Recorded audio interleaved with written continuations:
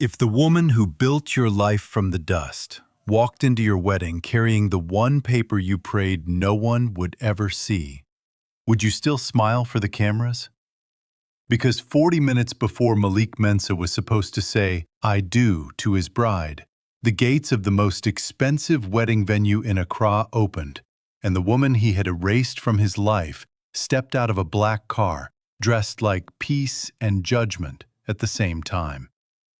Nobody invited silence to that wedding, but the moment Zaria Cole stepped onto the marble path, silence arrived before she did. The violinists kept playing, the guests kept smiling, the cameras kept rolling.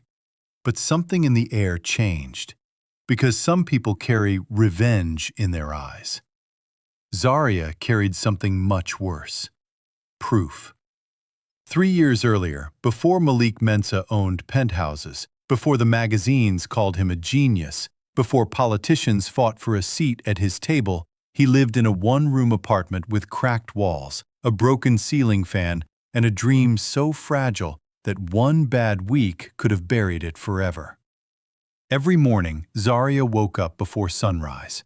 She would tie her scarf, boil water on a dented stove, iron her uniform with an old coal iron, and leave the house with the kind of determination that only love and desperation can create. By day, she worked at a fabric stall in Makola Market. By night, she served tables at a restaurant where rich people wasted more food in one evening than she and Malik ate in 3 days. And every single night, when her feet were swollen and her back felt like it was breaking, she still came home smiling. Because Malik was building something. At least, that was what she believed. "Eat first," she would say, placing food in front of him while he bent over his laptop. "I'll eat later," Malik would reply without looking up. "No, eat while it's warm." "You're tired, Zaria. I asked you to eat, not to pity me." That always made him laugh. And in those days, his laugh still sounded like home. Malik had one big idea: a clean energy transport company that would help small businesses move goods through solar-powered delivery systems across African cities. He said it would change lives. He said it would create jobs.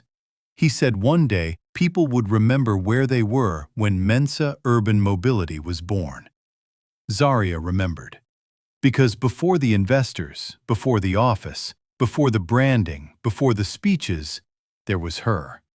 There was her rent money, her overtime, her sleep, her hunger, her jewelry, her faith. One evening, Malik sat at the edge of the bed with his face buried in his hands. Zaria knew that silence. It was the silence of a man watching his future slip away. "What happened?" she asked softly. He looked up slowly. "The investors want proof of capital. Without it, they won't release the seed round." "How much?" He named the amount. She went still. It was more money than either of them had ever held. Malik laughed bitterly. "Forget it. Maybe this is where it ends." Zaria stared at the old metal box under the bed. Inside it were the last pieces of security she owned. Her mother's gold bangles, a land document left to her by her late father, and a future she had promised herself she would never gamble with. She dragged the box out, opened it, and placed it in front of him. Malik frowned. "What are you doing?" "Saving our future." "No." "Yes." "I can't take this." "You are not taking it. We are building with it." "Zaria, look at me." He did. "If I stand by you when the world sees nothing, then when the world sees everything, you better never forget who stood here first." Malik held her hands. His eyes filled with tears. "I will never forget," he whispered. "Never." But promises are easy when a man is broke. Memory becomes expensive when he gets rich. A week later, they went to the registrar's office with borrowed clothes and trembling hands. The company was registered. The clerk pushed a stack of papers toward them. Malik signed quickly. Zaria signed where he told her. There were too many pages, too many clauses, too many words. They were young, tired, and in love. They thought survival was the hard part. They did not know success would be the real test. In those early months, Zaria became more than a wife. She became unpaid staff, silent strategist, emotional engine, and emergency backup plan. She kept the books in a school notebook. She answered calls from suppliers. She packed lunch for Malik before client meetings. She ironed his shirts before presentations. She rewrote pitch lines with him by candlelight when the power cut out. And whenever he was afraid, he laid his head in her lap and asked the same question. What if I fail? And she always gave the same answer. Then fail in front of me. I will still be here.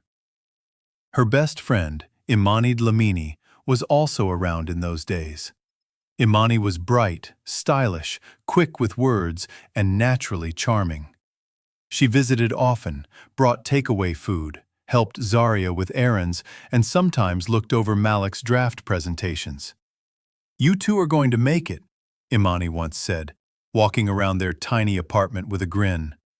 "One day I'll tell people I knew you before you became impossible to reach." Zaria laughed. "When we get rich, I'll still answer your calls." Malik smiled. "And I'll hire you to run our image." Imani raised a finger playfully. "Remember that promise." Years passed faster once the money started coming. The first contract led to a second. The second led to regional expansion. Then came press coverage. Then came a real office with glass walls, polished floors, and employees who stood when Malik walked in. Then came the first expensive watch. Then the first luxury car. Then the interviews. Then the ego. The change did not happen in one moment. It happened the way poison works. Quietly, slowly, then all at once. At first, Malik was just busy. He missed dinners. He missed church. He missed birthdays. He missed the way Zaria would pause by the window, waiting for the sound of his car. Then he stopped apologizing. Then he stopped noticing. Then he stopped trying. The more the world called him visionary, the less he remembered the woman who had seen the vision when it still looked like madness. One afternoon, Zaria came to the office with lunch. The receptionist smiled politely, but with confusion. "Do you have an appointment?" Zaria blinked. "I'm his wife." The receptionist forced a smile.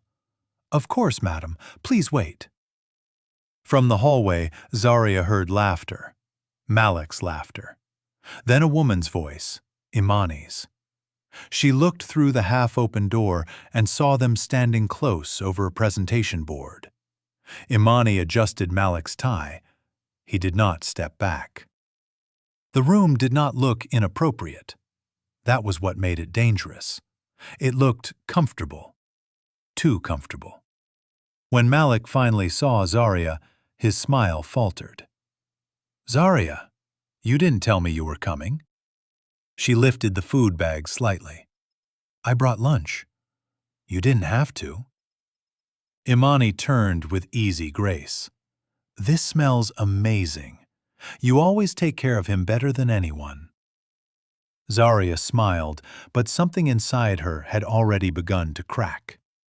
That evening she asked carefully, "Are you and Imani getting too close?" Malik looked offended. "Seriously?" "I'm asking because I can feel the distance between us. She helps with branding, that's all. She knows your schedule better than I do. You're overthinking. And you're avoiding."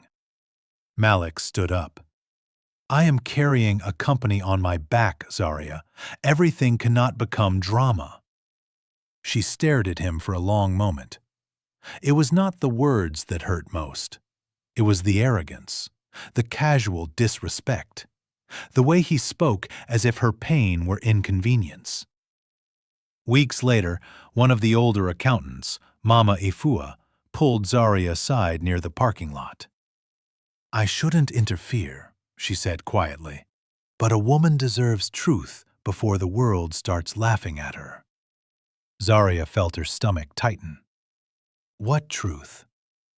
Mama Efua lowered her voice. "People are talking about Malik and Imani. Late nights, private trips, doors closing."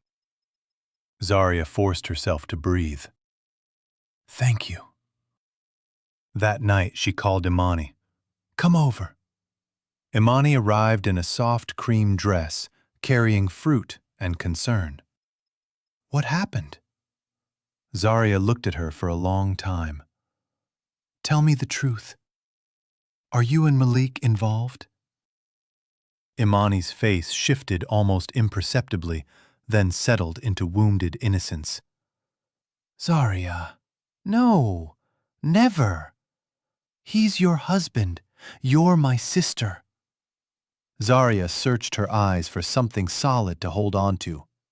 But lies often survive because they wear the clothes of tenderness. "I want to believe you," Zaria whispered. "Then believe me," Imani replied, taking her hand. And for one last time, Zaria did. The months that followed were colder.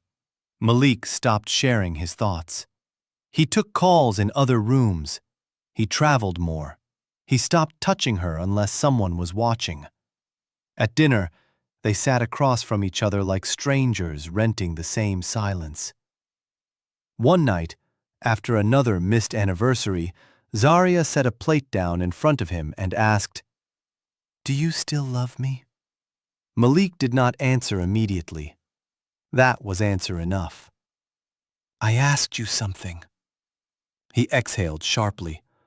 "Love is not the problem." Zaria laughed once, bitterly. "Men always say that when love is exactly the problem." "I have grown, Zaria." She stared at him. "And I stayed small?" "That's not what I said." "It is exactly what you said."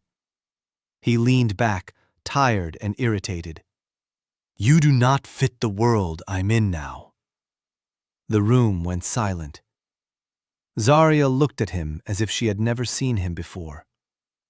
"I sold my future so you could have one." "I know." "I bled into your dream." "I know." "I held your fear when nobody knew your name." "I know."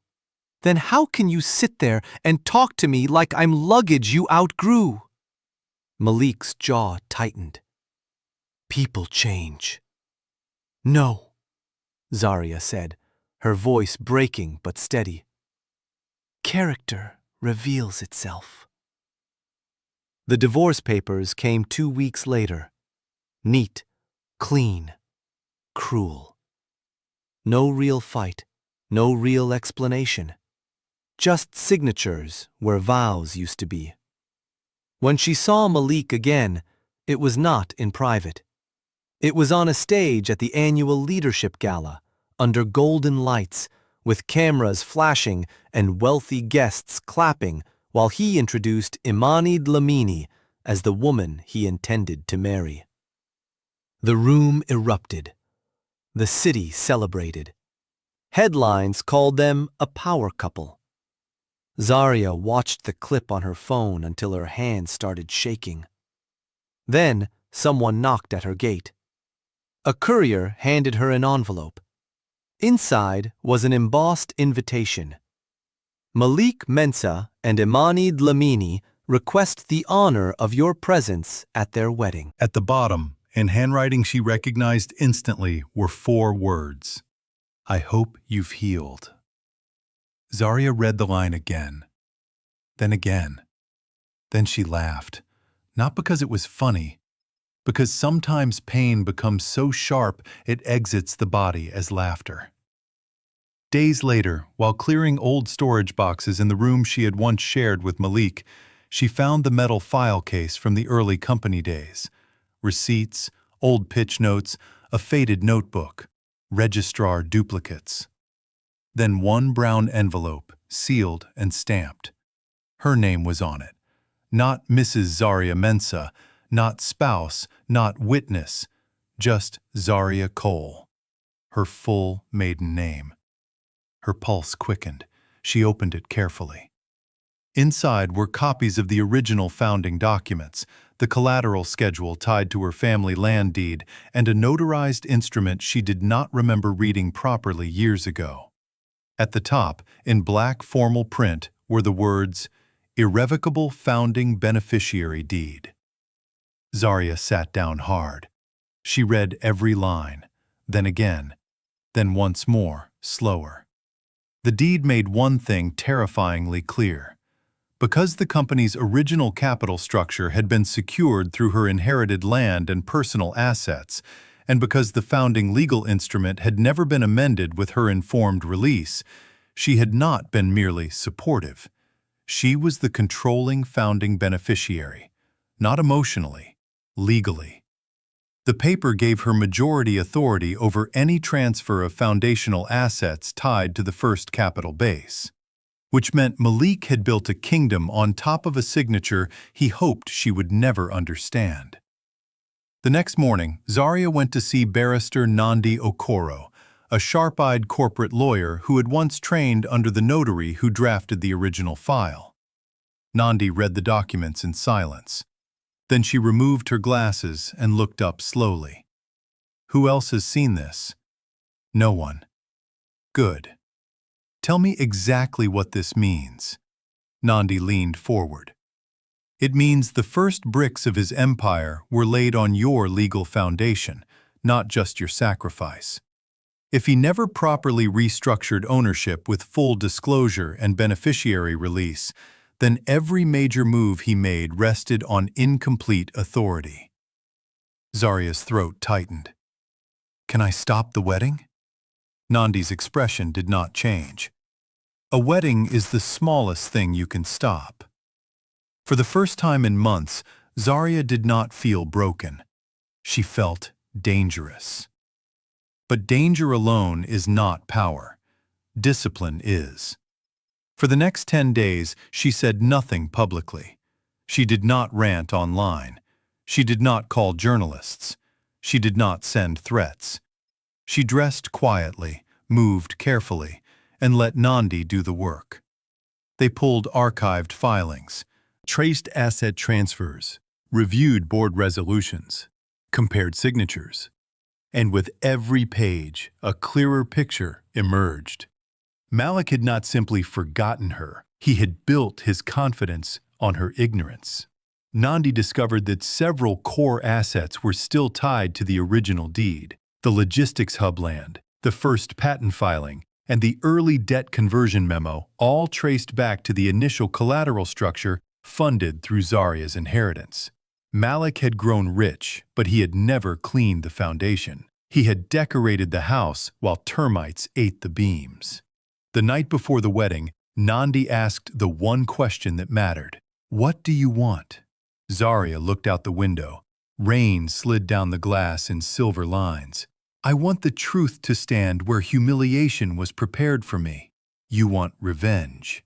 No, Zaria said softly. If I wanted revenge, I would destroy him in private and let him guess who did it. She turned back. I want witnesses. Wedding day came shining. The venue sat on a cliffside with white stone arches, imported flowers, crystal chandeliers, and enough wealth on display to feed a district for a year. Luxury cars lined the entrance. Influencers posed by the fountains. A string quartet played beneath floating floral installations. Inside the bridal suite, Imani sat in front of a mirror while makeup artists worked around her. She looked radiant, but something behind the glamour seemed restless. Her assistant smiled. Today, you become Mrs. Mensah. Imani watched herself in the mirror. That depends on who Malik really is. What do you mean? Imani forced a smile. Nothing. In another room, Malik adjusted his cufflinks and admired himself. His best man laughed. You made it, brother, from one-room apartment to this. Malik smiled. I was always meant for more. Not far away, Zaria sat in the back seat of a black car, wearing a deep emerald gown and holding the brown envelope on her lap. Nandi sat beside her. "You are still in time to turn back," the lawyer said. Zaria looked ahead. "He didn't turn back when I begged him." The car door opened, and history stepped out. At first, only a few guests recognized her. Then the whispers started moving row by row, like wind through dry grass. "That's her. Isn't that Malik's ex-wife? Why is she here? She actually came?"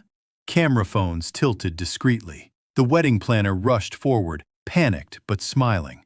"Madam, can I help you?" Zaria's voice was calm. "You already have." She kept walking. Every heel step sounded like a countdown. At the altar, Malik saw the movement and frowned. Then he saw her.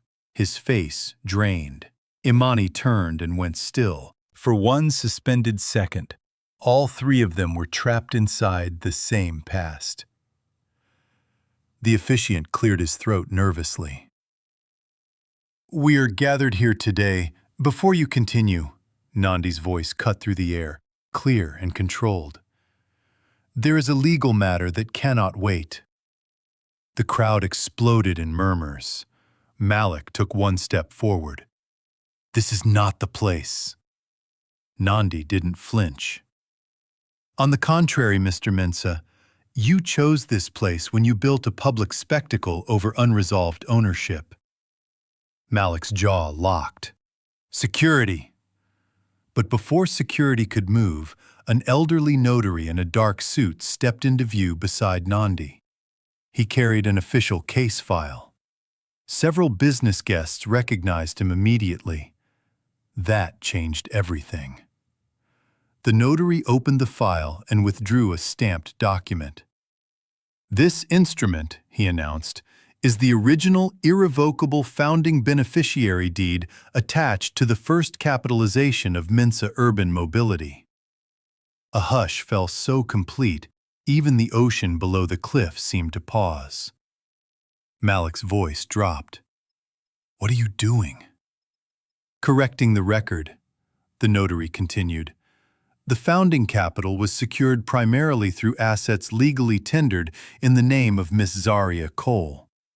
No valid and informed beneficiary release was subsequently filed to remove her controlling interest over foundational assets still active within the company structure." Imani turned slowly toward Malik. "What is he saying?" Malik ignored her. "This is a misunderstanding." Nandi stepped forward. "No, it is not. It means your ex-wife is not a forgotten footnote in your success story.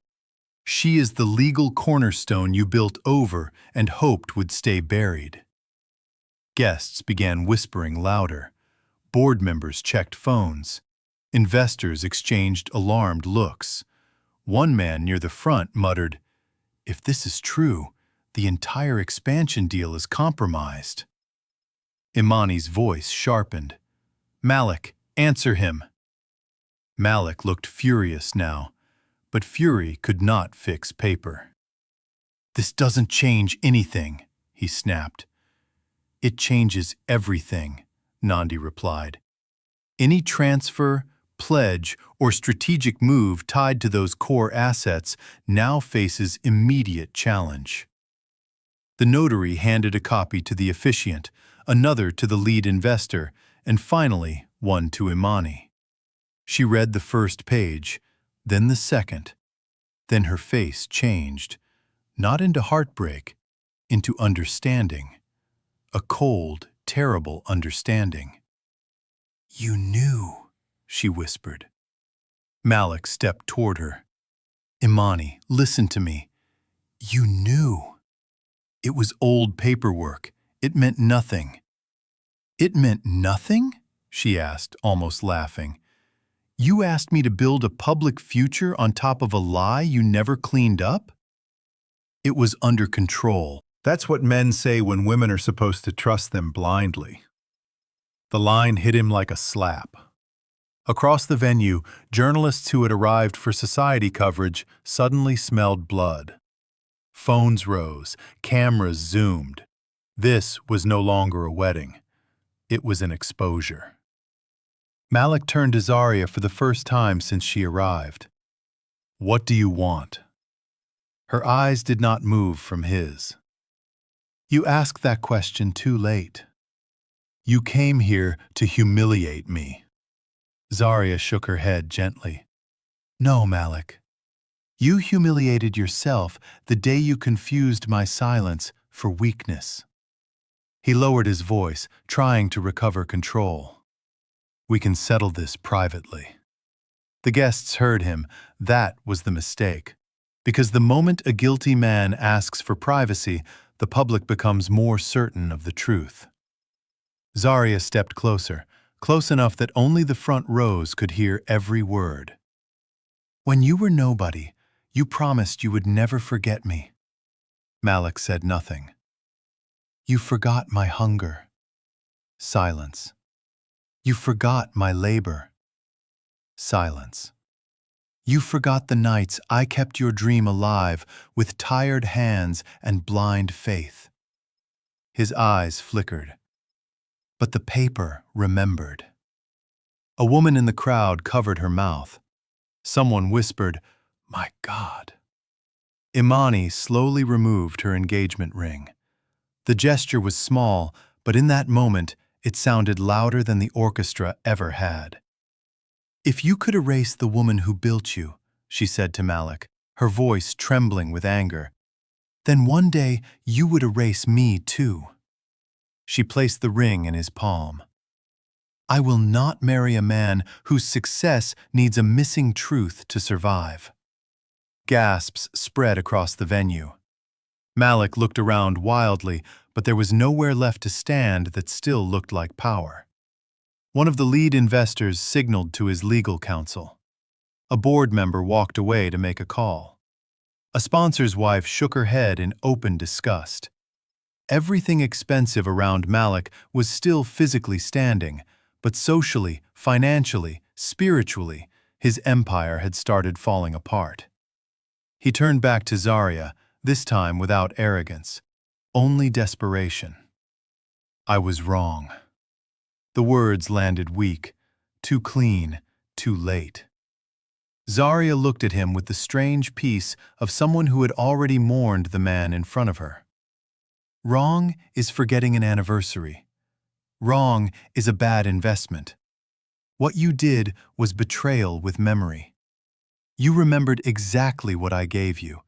You just hoped I never would. His shoulders dropped. "I never meant for it to go this far." That is the confession of every selfish person after consequences arrive. For a long moment, nobody spoke.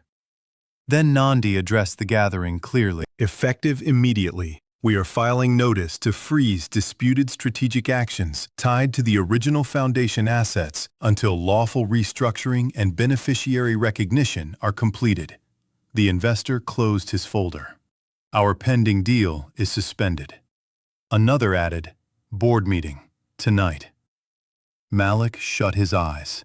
For the first time in years, he looked like the broke man from the one-room apartment. But there was one difference. Back then, he had humility. Now, he only had loss. Zaria turned to leave. Malik called after her, voice cracking. "Zaria!" She paused, but did not look back. "I'm sorry." This time, she did turn, and the whole venue held its breath. "I believe you," she said softly. Hope flickered across his face. Then she finished. "You are sorry because the world knows." And hope died again. She walked away through parted rows of guests who no longer saw a discarded wife. They saw the true beginning of the story. Weeks later, the headlines changed. Not because Malik controlled them, because truth had become too expensive to suppress. Business outlets reported legal restructuring. Society blogs dissected the failed wedding. Comment sections split between outrage, pity, and applause. But the loudest shift happened inside the company. For the first time, Old staff spoke openly about who had really been there from the start. Mama Ifua cried when Zaria entered the headquarters again. The drivers clapped. The first warehouse supervisor saluted jokingly and said, "Welcome home, Madam Founder." Zaria smiled, but only slightly. She had not returned for ego. She had returned for order. At the emergency board session, Malik sat at the far end of the table, looking hollow. Nandi outlined the legal reality. The room accepted it faster than Malik did, because documents do not negotiate with pride. After a long silence, Zaria spoke. This company was born to solve problems, not to glorify one man. If it survives, it will survive with truth. One board member asked carefully, "Are you seeking full removal of Mr. Mensah?" Zaria looked at Malik. He could not hold her gaze. "No," she said. "I am seeking accountability. Let him work, but let him work in a system where memory cannot be edited." So the structure changed. Independent oversight came in. Foundational ownership was corrected. Predatory side deals were canceled. Employee profit sharing was expanded. A Women Founders Fund was established using a percentage of future growth. And above the new policy charter, framed in glass in the main lobby, one line appeared. "Never erase the hands that built the first door." It was Zaria's idea. She never took a CEO photo beneath it. She did not need to. Her presence was enough. As for Imani, she disappeared from social events for months. When she finally asked to see Zaria, the meeting happened in a quiet office at sunset. No cameras, no audience, no performance. Imani sat down slowly. "I deserve your anger." Zaria folded her hands. "You do." Imani nodded, eyes wet. "I told myself I wasn't stealing. I told myself your marriage was already dead. I told myself he chose me, so maybe that made it real. And now? Now I know a woman can become cruel long before she calls herself cruel." Zaria said nothing. Imani wiped her eyes. "I am sorry." This time Zaria believed her, not because the words were perfect, because the vanity was gone. "I forgive you," Zaria said. Imani looked up, shocked. "But forgiveness is not permission to return to my life as if nothing happened." Imani nodded slowly. "I understand." And she did. Months later, Malik requested a private meeting. Zaria almost refused, then accepted. He entered her office without the swagger that once arrived before him. He looked older. Consequences age people faster than years. For a while, he simply stared at the original metal box sitting on a shelf behind her desk. "You kept it," he said. "Yes." He swallowed. "I remember that night." "I know. I was ashamed to remember it." "That was your problem, Malik. You treated your beginnings like evidence." He sat down carefully. "I have replayed everything in my head, every promise, every insult, every moment I chose applause over loyalty." Zaria said nothing. He looked at her, eyes full for the first time in years. "Can a man come back from becoming someone he hates?" Zaria leaned back. "Yes." Hope returned to his face for a brief second. Then she spoke again. "But not because the woman he broke helps him escape himself." He nodded, understanding, or at least finally trying to. "I don't expect us to ever be what we were." "We can't be," Zaria said gently. "What we were died long before the wedding." He bowed his head. But you can still become honest, she continued. You can still become useful.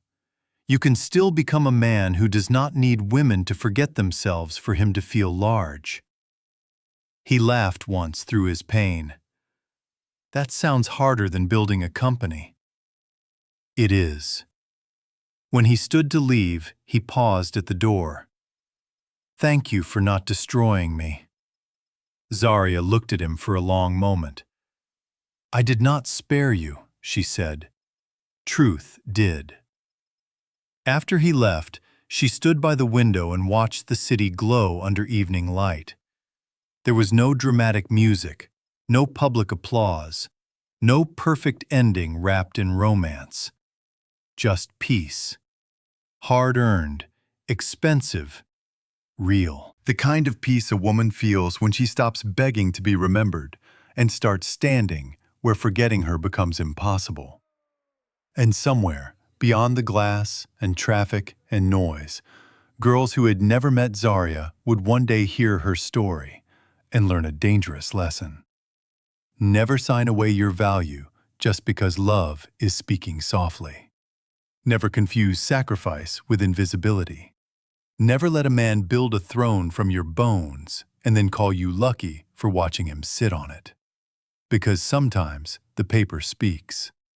Sometimes the truth waits. And sometimes the wedding meant to bury you becomes the stage where heaven returns your name. If this story moved you, don't forget to like, subscribe, and share it with someone who needs this reminder today. Loyalty should never be punished, and the people who help build the dream should never be erased from it.